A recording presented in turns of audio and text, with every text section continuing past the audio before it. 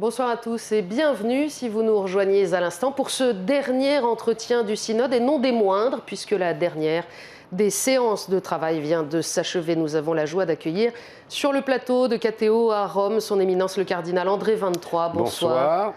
Merci de nous avoir rejoints. Je rappelle pour les téléspectateurs qui vous connaissent comme archevêque de Paris, bien sûr, que vous étiez président délégué de ce synode. Vous étiez 4 présidents délégués avec pour mission d'ordonner les travaux dans les séances plénières. Vous avez procédé cet après-midi au vote du texte sur lequel l'ensemble des pères synodaux a planché pendant ces 3 semaines.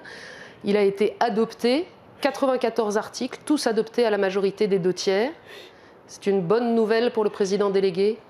C'est une très bonne nouvelle, d'abord parce que c'est un résultat meilleur que l'année dernière. On rappelle qu'il y avait plusieurs articles qui avaient été rejetés. Il y avait plusieurs articles qui n'avaient pas franchi la barre des 2/3. Et ensuite parce que, à la manière dont on sent les choses dans une assemblée comme ça, le premier jour et le deuxième jour, on ne voyait pas très bien comment la mayonnaise pouvait prendre et comment les échanges pouvaient se développer en fonction d'impondérables qui n'avaient pas forcément à voir avec le sujet d'ailleurs. Mais par exemple, le fait qu'un nombre relativement important, je ne saurais pas vous dire exactement, mais un nombre important de participants participaient à leur premier synode. Ils n'étaient jamais venus à un synode. Donc, les vieux comme moi, et la ribambelle de vieux cardinaux qui occupent les premiers rangs, pour eux, c'est une habitude. On arrive, on a ses habitudes, on a son fauteuil, très bien. Mais le gars qui arrive des îles Tonga ou de l'Afrique ou du Canada ou du Kazakhstan et qui vient pour la première fois à un synode, il débarque complètement. Alors on peut ajouter aussi qu'il y a eu un petit décalage de programme pour les évêques africains, puisqu'ils ont travaillé beaucoup au printemps dernier pour préparer ce synode, et ils ont envoyé une contribution qui était le fruit de leur travail, mais cette contribution est arrivée après l'impression de l'Instrumentum Laboris. Donc elle n'avait pas été intégrée. Donc elle n'avait pas été intégrée, ce qui a eu l'impression d'arriver dans un machin où tout ce qu'ils avaient fait n'était pas pris en compte, puisque c'était imprimé sans leurs apports. Et donc ça donnait quand même un climat un peu électrique, quoi, un peu électrique. Et puis, heureusement que le programme prévoyait très vite les groupes linguistiques, parce que précisément, à l'intérieur des groupes linguistiques, les échanges personnels ont permis de comprendre mieux les choses. Alors, on va revenir sur la manière dont s'est déroulé ce synode, mais je pense que pour tous ceux qui nous regardent, et c'est mon cas en tout cas, Éminence, on a d'abord envie que vous nous disiez quelque chose de l'esprit de ce texte. 94 articles, on ne va pas pouvoir tous les commenter, d'autant que le texte vient seulement d'être rendu public pour la presse, il faudra le temps de les traiter, vous avez pesé chaque mot et chaque virgule, donc il sera à lire attentivement, mais qu'est-ce que vous pouvez nous dire de l'esprit de ce texte ? Alors l'esprit de ce texte, il est multiple. Il y a plusieurs esprits, si je puis dire. Il y a en tout cas plusieurs couches d'apports. Il y a une couche qu'on pourrait identifier comme le regard que l'Église porte sur la situation des familles au XXIe siècle. Donc, en gros, la première partie, c'est-à-dire comment les familles sont affectées par les conditions de la vie du monde et les évolutions culturelles et les évolutions économiques. Donc il y a tout un ensemble d'éléments qui ne sont pas propres aux familles, mais qui ont un effet en retour sur la vie des familles. Donc ça, je dirais que c'était un peu la perspective de mieux analyser à quelles contraintes les familles sont soumises, ce qu'on a appelé les défis des familles. Il y a une deuxième couche, un deuxième apport, qui a voulu essayer, avec beaucoup de modestie, mais de persévérance, d'exprimer la conviction chrétienne à l'égard des familles. Dans un temps, on regarde ce qui se passe, on regarde les difficultés, on regarde aussi les joies et les réussites, mais on voit surtout qu'il y a beaucoup de difficultés. Et on dit, voilà, c'est sur cette réalité-là que la conviction de l'Église va s'exprimer. Et qu'on va dire, finalement, pourquoi l'Église est-elle tellement attachée à la famille. Voilà. Et puis il y a un troisième courant, je dirais, ou la troisième partie, qui est davantage une approche pastorale, c'est-à-dire on n'est plus simplement dans l'analyse de la situation, dans le rappel des convictions, mais on est dans la confrontation à des situations concrètes et comment est-ce qu'on essaye de manifester, c'était donc la question posée par le pape l'année dernière et reposée d'une certaine façon cette année, comment les familles peuvent être témoins de la miséricorde de Dieu dans le monde d'aujourd'hui et peuvent être sujets, à la fois sujet et objet de la miséricorde de Dieu. On va revenir sur certains de ces points, Éminence, mais vous n'ignorez pas que ce long travail avec le synode de l'année dernière, le recueil de la participation des fidèles au cours de toute une année, et puis ces 3 semaines assez intenses, a attiré beaucoup l'attention, et on a envie de vous demander quoi de neuf, parce qu'au fond, l'Église disait déjà hier l'importance de la famille. Certes, mais elle ne le disait pas dans les mêmes conditions. Alors, l'enseignement de l'Église, on le connaît, on a voulu le redire, peut-être le formuler de façon plus ajustée, mais on n'a pas inventé ni l'Écriture, ni la tradition, ni le Concile Vatican II, ni Paul VI, ni Jean-Paul II, ni Benoît XVI. Tout ça, on connaît tout ça. Bon. Qu'est-ce qui est l'élément actuel qui justifie, à mon avis, la décision du pape de lancer ce travail? L'élément actuel, c'est que d'une part, une partie relativement plus importante que par le passé est complètement étrangère à ces convictions de l'Église sur la famille. Et donc, la question, c'est comment est-ce qu'on peut apporter ce témoignage et partager ses convictions. Et deuxièmement, on a une situation d'ensemble dans laquelle les familles sont sensiblement plus malmenées qu'elles ne l'étaient.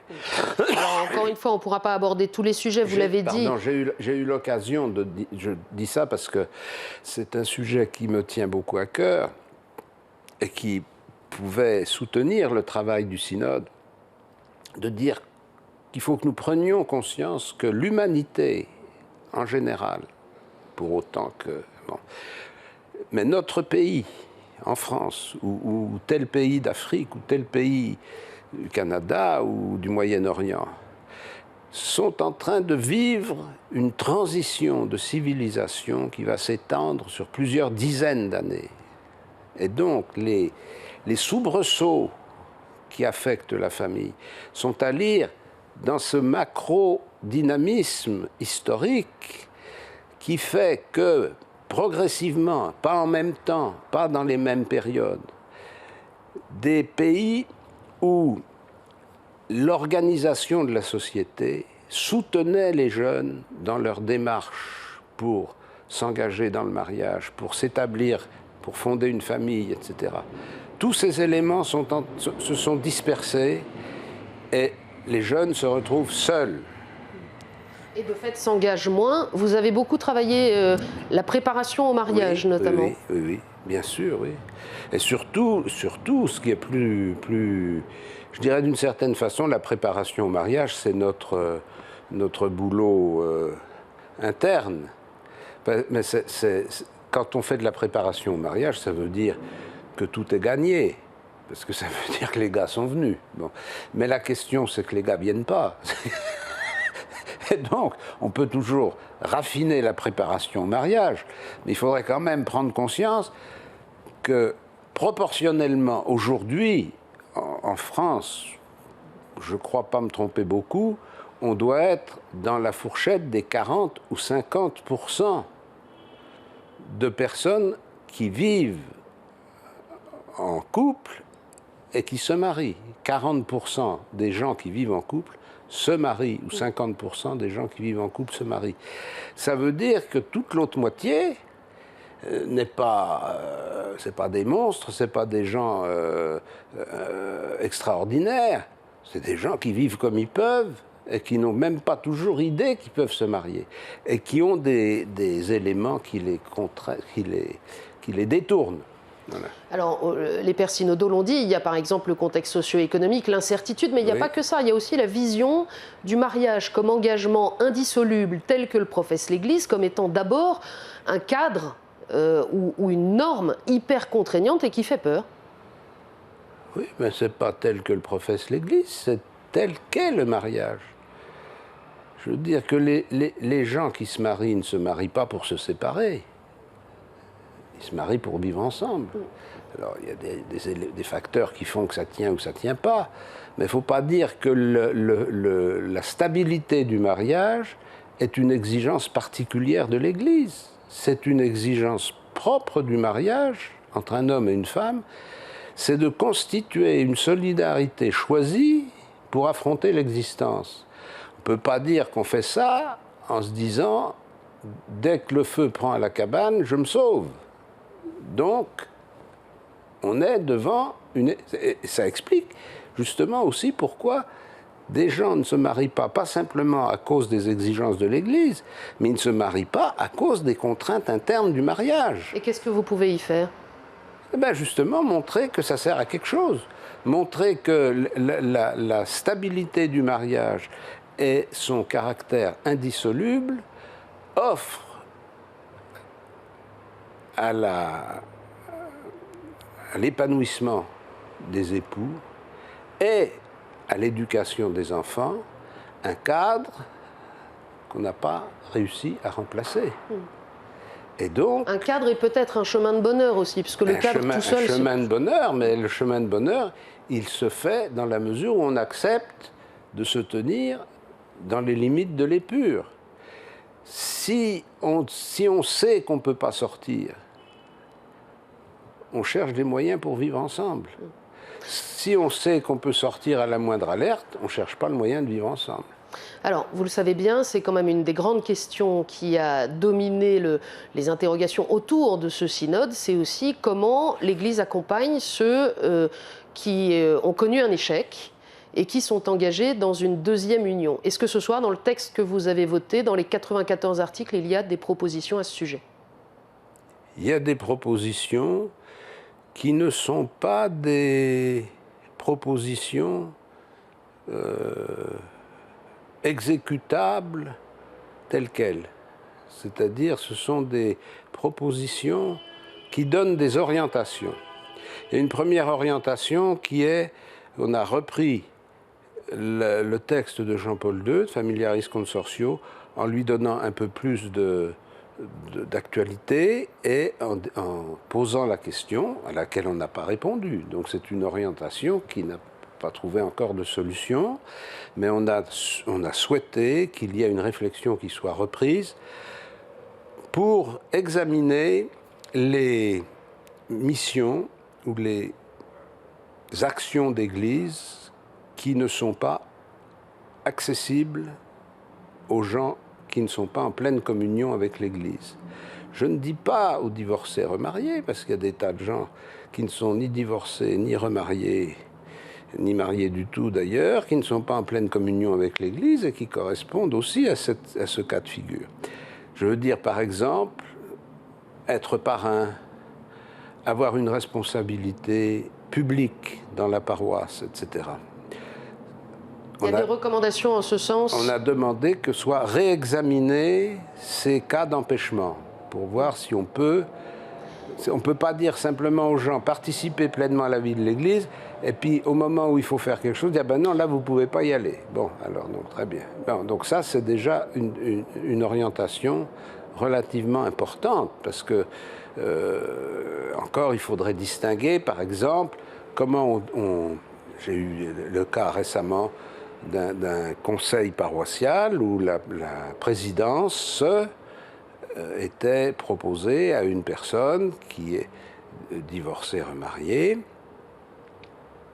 et je ne vois aucune raison pour ne pas lui confier, pour qu'elle ne soit pas appelée à la présidence. Ça c'est l'intégration dans la communauté. Voilà. Est-ce que la formulation de votre recommandation sur le fait de réétudier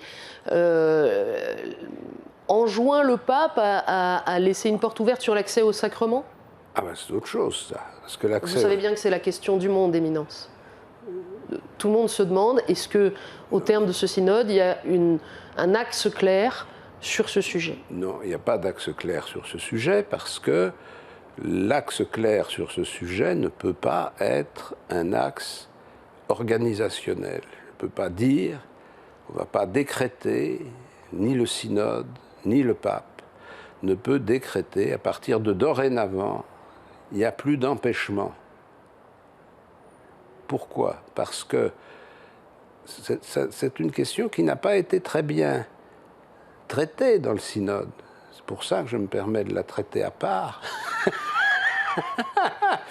Parce qu'on a tendance à croire que ce qui empêche les divorcés remariés de communier, ce serait un supposé état de péché.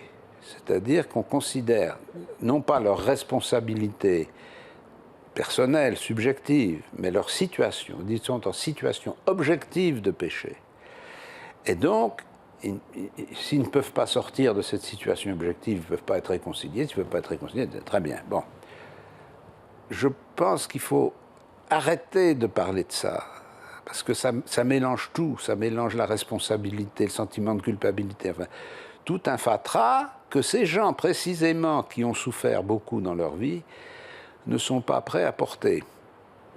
Moi, je pose une autre question, qui est la question de la cohérence symbolique entre les sacrements, indépendamment des individus qui les reçoivent. Est-ce que dans la même Église, je peux dire le sacrement de mariage célébré comme indissoluble et perpétuel? Moi, comme curé de cette Église, je reconnais que ben non, il n'est pas indissoluble et perpétuel. Et puis le dimanche suivant, en célébrant l'Eucharistie, je vous dis, c'est une alliance nouvelle et éternelle. Alors, il y a toujours quand même dans une assemblée, il y a beaucoup de gens qui somnolent, qui pensent à autre chose, mais il y a quand même toujours des gens qui sont un peu attentifs et qui disent « mais qu'est-ce qu'il raconte? Comment ça peut être une alliance éternelle et définitive ?» Et ça veut dire qu'il n'y a pas de moyen d'avancer? C'est ce que j'ai essayé de faire comprendre au synode en disant qu'il y avait dans l'histoire humaine des situations où on n'a pas de solution. Je veux dire qu'on n'a pas de solution, pas parce que c'est métaphysiquement impossible, mais parce que un couple, un ménage de divorcés remariés, dont l'un est divorcé remarié, qui s'est constitué, qui vit depuis 10, 15 ans, une vie exemplaire, qui élève ses enfants, qui mène une vie vraiment très belle, chrétienne, dans la foi chrétienne. Je ne peux pas leur dire il faut vous séparer. Ce serait immoral. Donc je ne peux pas leur dire. Donc je dois leur dire faites pour le mieux dans la situation où vous êtes. Et c'est pour ça qu'il ne peut pas y avoir de jugement universel en dehors de l'examen de cas particuliers. Voilà. Cet examen de cas particulier, il est livré à la conscience de chacun ou l'Église... Non, il a toujours existé, mais il est pratiqué plus ou moins, et plus ou moins bien, avec plus ou moins de conviction. C'est ce qu'on appelle le fort interne, c'est-à-dire un conseiller spirituel, un confesseur, qui accompagne quelqu'un dans une démarche de conversion. Ce qui est le dynamisme, c'est la démarche de conversion. Et cette démarche de conversion, il faut qu'elle soit authentifiée, reconnue et encouragée par quelqu'un qui a la qualification pour le faire. Et c'est pour ça que le synode appelle les diocèses à former des gens pour faire ce travail.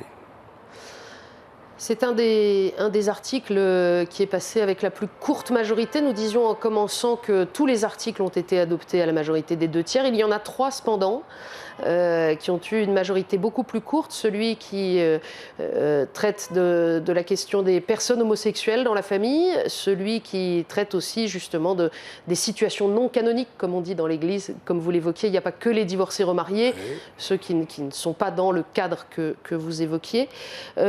Cette courte majorité pour l'un des articles à une seule voix m'amène à vous interroger tout de même, Éminence, sur ce que l'on a observé dans ce synode avec la franchise qu'a voulu le pape François, mais aussi quand même des oppositions très fortes entre les pères synodaux et dans la manière de concevoir les enjeux autour de ces sujets. Ben, ça me paraît assez normal et assez clair.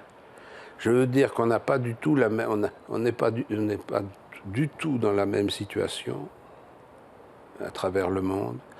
On n'a pas la même relation avec le peuple chrétien. Je veux dire qu'il y a des pays du monde où le responsable, le prêtre ou l'évêque ou le catéchiste d'une communauté chrétienne est vraiment celui qui dit comment il faut vivre.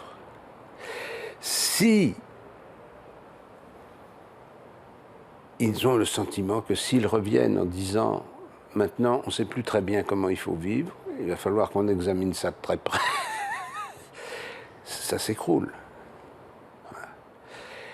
Et je pense que nous avons, dans les pays occidentaux, et oui, un bon nombre de pays occidentaux, nous avons une vision élitiste de la religion. C'est-à-dire que nous ne tenons pas compte des plus pauvres. Quand chacun est capable de se débrouiller tout seul, la famille ne sert à rien.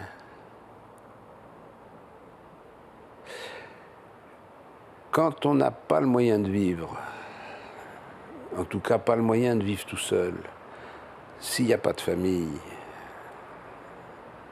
on est perdu. Et on a évoqué, au synode, on a évoqué à plusieurs reprises une sorte de confrontation entre nord-sud ou est-ouest, je ne sais pas, nord-sud plutôt, que soi-disant les évêques africains ou les évêques asiatiques diraient... entre une réaffirmation forte du message sur le mariage et puis, le fait de rejoindre... Les Occidentaux nous cassent les pieds avec leurs histoires et on n'est pas venu pour ça. Bon, très bien. Alors je voudrais attirer l'attention sur une chose qui m'est sensible à moi, parce que je suis archevêque de Paris. Mais je ne pense pas que je suis seul dans mon cas, et je pense qu'en France, il y a un certain nombre d'agglomérations qui sont dans le même cas que moi. Cette confrontation des cultures, elle est chez nous. Voilà. Alors là, au synode, on la voit à l'échelle macro-mondiale. On voit les continents, on voit les continents qui s'opposent. Mais chez nous, dans mes 110 paroisses de Paris, il n'y a pas une paroisse où il n'y a des Africains, des Asiatiques, des gens qui ne peuvent trouver une intégration sociale que par le biais d'une famille. Il n'y a pas une paroisse, j'en sais rien, mais enfin, il y a beaucoup de paroisses où il y a des Africaines, femmes célibataires, qui élèvent 2, 3 enfants seuls. Voilà. Ces gens-là, pour eux, la famille, ce n'est pas un sujet de réflexion. C'est une question vitale. Et leur participation à la communauté chrétienne, ce n'est pas pour évoquer si on peut communier ou si on ne peut pas communier. C'est de savoir s'il y a un endroit où ils peuvent être acceptés tels qu'ils sont et reconnus. Alors je voudrais qu'on ne développe pas trop un fantasme de la communauté chrétienne homogène, parce qu'elle n'est pas homogène. Les gens, à Paris c'est moins sensible parce qu'on n'a pas de banlieue, mais les gens, enfin on a peu de banlieue, mais les gens des cités, les jeunes, les enfants des cités qui sont dans la rue, ce qui leur manque, c'est une famille. En tout cas, on a bien vu qu'il y avait un vrai échange culturel au sein de vos groupes, notamment les fameux circuli minores, où dans une même langue, il y avait effectivement des pères synodaux venus de différents continents et qui connaissent des réalités très différentes.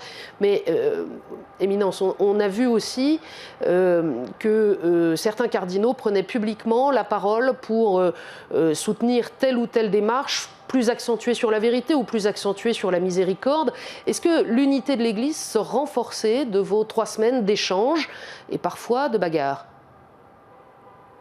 Moi, je pense que on m'a demandé si le pape sortait renforcé ou affaibli du synode. Je pense qu'il sort très renforcé du synode. Parce qu'il a levé un couvercle, il a allumé le feu sous la marmite, il a fait monter des fumées, il a fait bouger tout ça. Et puis, il a fait apparaître qu'il y avait des gens qui avaient des positions différentes, etc. Il les a fait subsister ensemble, il les a fait discuter ensemble, il les a fait finalement adopter ensemble un texte important. Et maintenant, il a les mains libres pour faire ce qu'il veut. Bon. Alors je pense que l'unité en sort renforcée parce que, justement, on a été capable, enfin, sauf quelques troublions mal conseillés, on a été capable de vivre les dissensions ensemble. C'est-à-dire qu'on est capable de se dire les choses, et non pas de se les écrire par facteurs interposés. Donc de ce point de vue-là, l'expérience est réussie selon vous. Maintenant, on arrive déjà au terme de cet entretien. Éminence, bien sûr, il faudra lire vos propositions, mais en rappelant qu'elles sont destinées au pape et que, comme vous venez de le souligner, c'est à lui qu'il appartient désormais de savoir ce qu'il souhaite en faire. Il a déjà souhaité qu'elle soit publiée. Il a déjà souhaité qu'il soit rendu public. Mais pour nous tous, pour tous ceux qui nous regardent ce soir, qu'est-ce que vous avez envie de nous dire? Qu'est-ce qu'on fait de ce sujet sur la famille? Qu'est-ce que vous avez envie de nous dire sur la famille aujourd'hui? Moi, j'ai envie de dire, à partir de ce que j'ai connu dans le diocèse de Paris, que le thème du synode a été très mobilisateur, au sens, pas où il a mobilisé des militants, mais au sens où il a intéressé, il a touché beaucoup de gens, et les équipes synodales qui se sont réunies dans les paroisses, qui n'étaient pas composés par des professionnels de la famille. C'était des gens, des paroissiens que les curés avaient invités en disant « Tiens, vous, ça vous intéresserait peut-être, etc. » Ces gens-là, pour certains, ils me l'ont dit, c'était la première fois de leur vie qu'ils avaient l'occasion de parler de ce sujet avec d'autres chrétiens et de découvrir que d'autres chrétiens qui n'étaient pas dans la même situation familiale qu'eux, qui n'étaient pas de leur avis, qui n'avaient pas la même culture qu'eux, etc., étaient capables de travailler ensemble pendant 5 ou 6 rencontres et de subsister ensemble alors que, selon toute apparence, s'ils avaient été passer une soirée dans un bistrot, ils seraient tous sauvés au bout d'un quart d'heure. Bon. Donc ça veut dire, et ils ont dit, nous avons fait une expérience d'église, nous avons compris que l'église, c'est cette capacité d'être ensemble et de se maintenir ensemble dans nos différences. Et je crois que pour les familles, c'est un élément important parce que ça veut dire qu'il n'y a pas de famille modèle. Il y a une famille où il n'y a pas de famille. Mais s'il y a une famille, elle n'est jamais modèle. Elle est toujours en train de se perfectionner quand ça marche. Elle est toujours en train de travailler sur... Chacun de ses membres travaille sur lui-même pour vivre ensemble. Et je crois que c'est cette conviction que la famille, ce n'est pas quelque chose de préexistant dans lequel on entrerait comme on achète un studio et on s'installe dans un studio. C'est une réalité qui se construit dans le temps, dans la durée, dans le don mutuel les uns aux autres, dans l'amour mutuel des époux, des enfants, des époux, etc. Et que c'est toujours une tâche qui est devant. Ce n'est pas un acquis qui est derrière. Et que même cabossées ou hors cadre, ces familles ont leur place dans la communauté chrétienne? Toujours. Toujours. Dernière question, Éminence. Nous étions près de 500 journalistes accrédités pour suivre ce synode, de toutes sortes de médias du monde entier. Est-ce que ça dit quelque chose de l'attente du monde, d'une parole de l'Église, justement, sur la famille, sur le mariage, sur... Je ne voudrais pas être méchant, mais ça dit surtout quelque chose sur les investissements des rédactions. Parce que si les journalistes sont venus, c'est parce que les patrons les ont envoyés.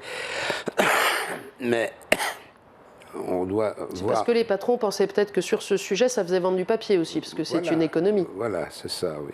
Oui, oui, et puis il y a l'attraction du pape, il y a l'idée que peut-être il va secouer le cocotier, donc on est peut-être moins transgressif qu'on ne pensait l'être et qu'il va normaliser les situations. Enfin, il y a beaucoup de choses qui sont comme ça dans l'air. Mais voilà, s'il m'avait écouté, il ne serait pas venu aussi nombreux. Mais c'est très bien qu'ils soient venus nombreux parce qu'ils ont pu en tirer profit quand même. Et pourtant, vous rentrez avec une expérience vécue et puis un message à partager certainement, de retour à la maison. Certainement. Ce que nous allons commencer déjà à l'Assemblée plénière des évêques à Lourdes la semaine prochaine.